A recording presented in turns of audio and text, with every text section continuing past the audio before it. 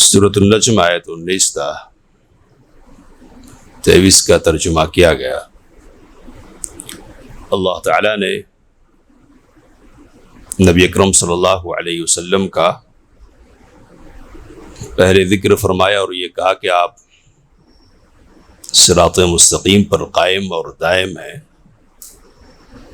پھر جبرائیل علیہ السلام کا ذکر ہوا، ان کی قوت اور طاقت کا تذکرہ ہوا، اور دوسری بڑی نشانیوں کا ذکر ہوا۔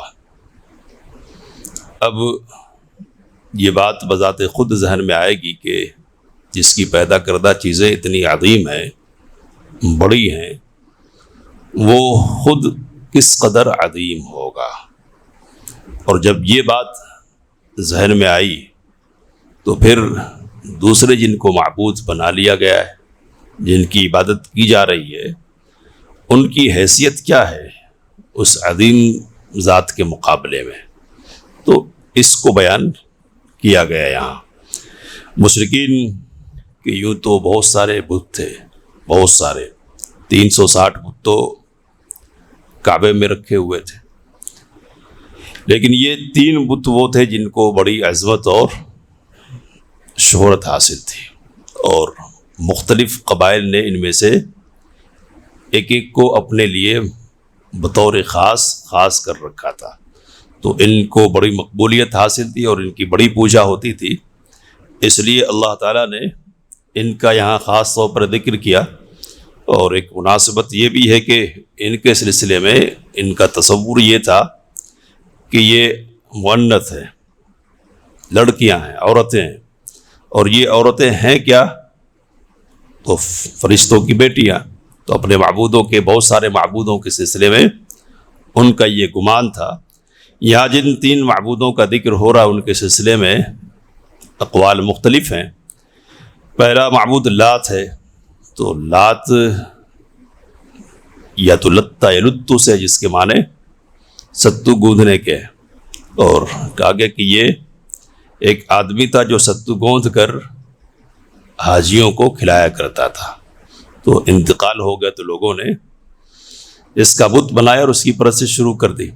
اور ایک بات یہ بھی کہی ہے کہ لاتا یلیتو ہے، جس کے معنی چکر لگانے کے، تو لوگوں چونکہ اس کے گرد چکر لگاتے تھے، یعنی اس کا طواف کرتے تھے، اس لیے اس کا نام لات پڑ گیا ہے۔ امام ابن جریر طبری رحمۃ اللہ علیہ نے لکھا ہے کہ مشرکین کے جو بت تھے ان کے نام مؤنث رکھے گئے تھے، مؤنث، اور یہ جو مؤنث نام ہے یہ اللہ کے ناموں سے مشتق تھے، یعنی نکالے گئے تھے۔ تو لات کے سلسلے میں کہا کہ یہ اللہ سے مؤنث بنایا گیا ہے، الہ سے، اللات، تو تخفیف کے قاعدے کی بنیاد پر۔ اور عزا کے سلسلے میں کہا کہ یہ اعز سے ہے، اعز اس میں تفضیل ہے، زیادہ عزت والا، تو اس کی مؤنث عزا ہے۔ اور منات کے سلسلے میں کہ یہ منان سے مشتق ہے، تو منان سے نکالا گیا ہے۔ تو یہ بات ہو یا کوئی اور بات ہو، بہرحال ہے تو یہ مؤنث ہی۔ اللہ تعالیٰ نے ان تینوں کا ذکر کیا، اور تیسرے کا ذکر کرتے ہوئے کہ الثالثہ الاخری، تیسرا بھی ہے جو ذرا پیچھے کا ہے، پیچھے کا۔ تو یہ تیسرا اور پھر پچھلا کہنے کی کیا ضرورت تھی؟ مفسرین نے یہ سوال اٹھایا اور اس کا جواب دیا کہ دراصل یہ جو منات ہے نا، تو اس کا مقام مشرکین کے یہاں دوسرے پہلے بتوں اور معبودوں کے بالمقابل ذرا کمتر تھا، تو اس کو ذرا کمتر سمجھتے تھے۔ تو یہاں چوٹ کی گئی خاص طور پر تیسرا اور آخری کہہ کے کہ تمہارے معبودوں کے یہاں یہ درجہ بندی ہے، اور کچھ چھوٹا ہے اور کوئی بڑا ہے، تو یہ چھوٹا اور بڑا بھی معبود بن جاتا ہے نا۔ تو بڑا اپنی بڑائی کی بنیاد پر بھی معبود ہے، اور چھوٹا ہونے کے باوجود بھی، یہ کیا مسئلہ ہے؟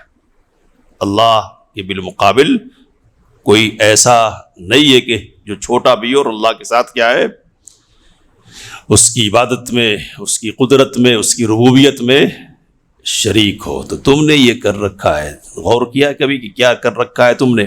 کہا اللہ نے الکم الذکر ولہ الانثی، تمہارے لیے تو بیٹے ہونا اور اللہ کے لیے بیٹیاں۔ تو اللہ سے نسبت رکھنے والی جو چیزیں تم ان کو مؤنث بنانے کی کوشش کرتے ہو، اور خود معاملہ یہ ہے کہ بیٹی کا نام سنتے ہی تمہارا چہرہ سیاہ ہو جاتا ہے، چھپنے لگتے ہو لوگوں سے، چھپانے لگتے ہو چہرے کو، منہ کو، کہ یہ کون سی بری خبر آ گئی ہے۔ تو یا تو زمین میں دفن کر دیتے ہو یا ذلت کے ساتھ زندہ رکھتے ہو، چلو آ رہی صحیح لیکن باقی رکھ دیتے۔ تو بیٹیوں کے ساتھ خود تمہارا اپنا رویہ یہ ہے، لیکن اللہ کے لیے بیٹیاں ٹھہراتے اور اللہ سے نسبت رکھنے والی تمہارے ظلم کے مطابق اور خیال کے مطابق جو چیزیں ہیں ان کو مؤنث بناتے ہو۔ کَتِلْكَ إِذًا قِسْمَةٌ ضِیزَا، یہ تو بڑی ناانصافی کی تقسیم ہو گئی ہے کہ اپنے لیے بیٹے اور اللہ کے لیے بیٹیاں پسند کرتے ہو۔ آگے اللہ تعالیٰ نے کہا کہ یہ جو ہے نا لات ہو، عزا ہو یا منات ہو، یہ کیا ہے؟ تو ان ہی الا اسماء سمیتموہا، یہ کچھ نام ہے جو تم نے رکھ لیے، تم نے۔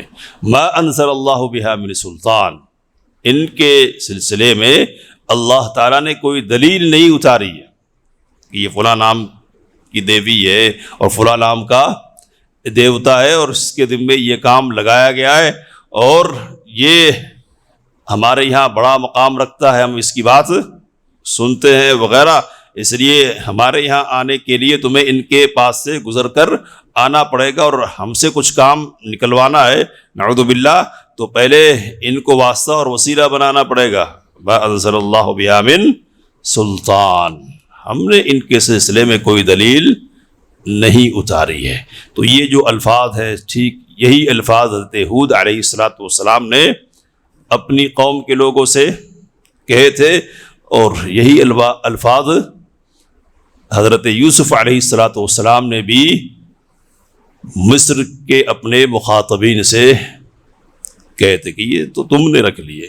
تو صحیح بات یہ کہ ہر زمانے میں لوگ رکھ لیتے ہیں، اللہ تعالیٰ کو ایسی کوئی ضرورت نہیں ہے کہ وہ بیچ میں کسی کو لائے اور کسی کو واسطے کے طور پر مقرر کرے کہ آپ بیچ میں رہیے، لوگوں کی ضرورتیں سنیے اور ہم تک پہنچائیے۔ کسی کو یہ موقع نہیں ملنا کہ وہ ڈائریکٹ ہمارے پاس آ جائے۔ تو یہ لوگوں کا اپنا تصور ہے اور اس تصور کی بنیاد پر نام رکھ لیتے ہیں، تو پہلے بھی رکھتے رہے اور اب بھی رکھتے ہیں۔ تو کوئی غوث آدم بن گیا ہے آج، کوئی غریب نواز ہے اور کوئی گنج بخش ہے اور پتہ نہیں کیا کیا ہے۔ تو کس نے دیے یہ نام، کس نے دیا؟ اور اس سلسلے میں یہ ایک بات کہنے کی ہے کہ یہ جتنے بڑے بڑے ہیں نا، تو یہ بڑے ہیں، اس کی گارنٹی کس نے لی ہے؟ کس نے بتایا کہ یہ بڑے ہیں؟ بڑائی کا تعلق کدھر سے ہے؟ تو بڑائی کا تعلق دل سے ہے، دل سے۔ ان اکرمکم عند اللہ اتقاکم، اللہ کے نزدیک تم میں معزز وہ ہے زیادہ جو زیادہ تقوی والا ہو۔ اور تقوی کا مقام کیا ہے؟ تو الا ان التقوی ہاہنا، نبی اکرم صلی اللہ علیہ وسلم نے کہا کہ تقوی ادھر ادھر نہیں ہے، لباس میں، ٹوپی میں اور ظاہری جو چیزیں ہیں ان میں نہیں، اندر ہے، اندر دل میں ہے۔ تو دل میں جھانکا کس نے ہے؟ ظاہری طور پر وضاقتہ بہت اچھا ہو، ہے نا، آدمی امامے کے ساتھ ہی پھرتا ہو، جبہ و دستار کے بغیر اس کی زندگی نہیں گزرتی ہو، ہاتھوں میں تسبیح ہو اور مسلسل زبان ہلتی رہتی ہو، یہ ساری چیزیں ہوں، لیکن اندر سے کیا ہے کیا پتہ ہے؟ تو ایسے لوگ بھی ہوئے ہیں، ہر زمانے میں رہے ہیں کہ جو اندر سے کچھ ہوتے اور باہر سے کچھ ہوتے۔ تو اندر اور باہر کا معاملہ حل ہی نہیں، اور ہم یہاں پہلے کیا کر لیتے؟ طے کر دیتے کہ نہیں یہ پہنچے ہوئے۔ تو عام لوگوں کو پہنچے ہوئے ہونے کا تصور دلانے کے لیے ہمارے یہاں لفظ شہید کو قربانی کا بکرا بنایا گیا ہے نا۔ تو مر گیا اللہ کے راستے میں جب بھی شہید، اور نہیں مرا جب بھی شہید ہے۔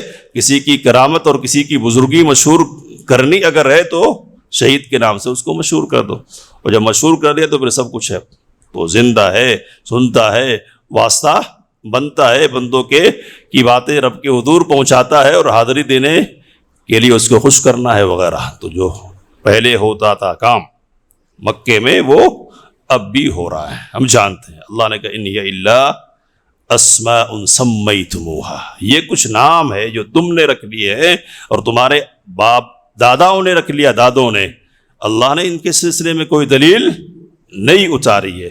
کَإِن يَتَّبِعُونَ إِلَّا الظَّنَّ وَمَا تَهْوَى الْأَنفُسُ، یہ لوگ تو صرف اٹکل، گمان اور خواہشات نفس کے پیچھے بھاگتے ہیں۔ تو سورہ کے شروع میں یہ بات ہوئی تھی ہماری کہ گمراہی کی وجوہات کیا ہیں گمراہی کی، تو یا تو گمان کے پیچھے آدمی بھاگتا ہے، اپنے بنیاد پر کچھ سوچ لیتا ہے، فرض کر لیتا ہے اور اس کی بنیاد پر کام کرتا ہے، یا پھر خواہش نفس کی بات ہوتی ہے، خواہش نفس، ہوا۔ تو یہ ظن اور ہوا، یہ دو چیزیں گمراہی کا سبب بنتی ہیں۔ قدیم اور جدید، نئے اور پرانے جتنے گمراہ افراد ہیں اور فرقے ہیں، سبوں کا مطالعہ کیجئے تو ان دو میں سے کسی ایک کی کار فرمائی تو ضرور ہوگی، یا تو ظن کے پیچھے بھاگے گا، یا پھر ہوا، خواہش نفس کی بنیاد پر، یا تو شبہات میں پڑ جائے گا یا شہوات کی بندگی کرنے لگ جائے گا۔ کہا کہ یہ لوگ بھی ایسا ہی کر رہے ہیں۔ کہا وَلَقَدْ جَاءَهُم مِّن رَّبِّهِمُ الْهُدَىٰ، اب یقینی طور پر ان کے پاس رب کی طرف سے ہدایت آ چکی ہے۔ تو ہدایت کس کو کہتے ہیں؟ تو میرے خیال سے ایسا ہے، میں نے سنا ہے کسی کو کہتے ہوئے، وہ کہہ رہا تھا نہیں ایسا ہونا چاہیے، اس کا نام ہدایت نہیں ہے۔ ہدایت کس کا نام ہے؟ تو ہدایت یہ کہ کہا العلم ما قال اللہ وقال الرسول وما سوى ذلك وسواس الشیاطین، علم تو وہ ہے کہ جو اللہ فرمائے جس کو، اور جس کو رسول اللہ صلی اللہ علیہ وسلم فرمائے۔ تو ہدایت آ گئی، مطلب وحی آئی، اور وحی جب آئی تو کیا بات ہوگی؟ قرآن میں یہ ہے، اور رسول اللہ صلی اللہ علیہ وسلم نے ایسا فرمایا ہے، پھر عقل کی بات نہیں ہوگی، اور گمان نہیں لگایا جائے کہ نہیں ایسا بھی ہو سکتا ہے، یعنی ایسا بھی ہو سکتا نہیں، بہت پہنچے والے ہو سکتے وغیرہ، تو یہ نہیں چلے گا، ہے یا نہیں دو ٹوک انداز میں۔ کہاں سے چاہیے؟ قرآن سے چاہیے یا نبی اکرم صلی اللہ علیہ وسلم سے چاہیے۔ ایک بات کہہ کے بات ختم کر رہا ہوں کہ جھگڑا شروع ہو گیا تھا اعتزال کے فتنے کی وجہ سے۔ قرآن مجید کیا ہے؟ مخلوق ہے، مخلوق۔ تو بڑی آزمائشیں پیش آئی امت کو، اور بڑے بڑے علماء بہت ستائے گئے اور سرنڈر کر گئے بہت سارے بے بسی کی وجہ سے، لیکن امام احمد بن حنبل رحمہ اللہ ڈٹے رہے اور کسی طور پر بھی کمزور نہیں پڑے۔ تو باتیں ہوتی تھی تو ایک ہی بات ہوتی تھی زبان پر کہ ائتونی بشیء من کتاب اللہ و سنت رسولی حتی اقول بھی، تم جو بات مجھ سے کہلوانا چاہتے ہو نا، اس کے سلسلے میں کتاب اللہ سے اور رسول اللہ صلی اللہ علیہ وسلم کی سنت سے کوئی چیز پیش کر تو میں بھی اسی کا قائل ہو جاؤں گا، لیکن جب تک ادھر سے کوئی بات نہیں پیش کرو گے نا، تب تک کچھ بھی کر لو، چمڑیا ادھیڑ لو، بات یہ نہیں کہہ سکتا ہوں۔ کتاب اللہ سے چاہیے اور سنت رسول اللہ صلی اللہ علیہ وسلم سے چاہیے۔ تو یہ مزاج اگر بنے تو گمراہیاں ساری ختم ہو جاتی ہے، اور جیسے یہ مزاج کمزور پڑتا ہے نا، اس کی بھی سننے کی بات ہو جاتی ہے اور اپنی عقل دوڑائی جانے لگتی ہے، تو پھر گمراہی کے راستے چوپٹ کھل جاتے ہیں۔ تو آج ان کی سننے کی بات زیادہ ہے، اور عقل بھی لگانے والے بہت ہیں امت میں، اس لیے فرقے، جماعتیں، ٹکڑیاں، ٹولے کتنے ہیں ہم گن نہیں سکتے۔ وَلَقَدْ جَاءَهُم مِّن رَّبِّهِمُ الْهُدَىٰ، رب کی طرف سے ہدایت آ گئی ہے۔ ہدایت چاہیے تو قرآن پڑھیے اور نبی اکرم صلی اللہ علیہ وسلم کی سنت کا مطالعہ کیجیے۔ اللہ سے دعا کی بات کو سمجھنے اور اسے کام لینے کی توفیق عطا فرمائے۔ آمین وآخر دعوانا ان الحمد للہ رب العالمین۔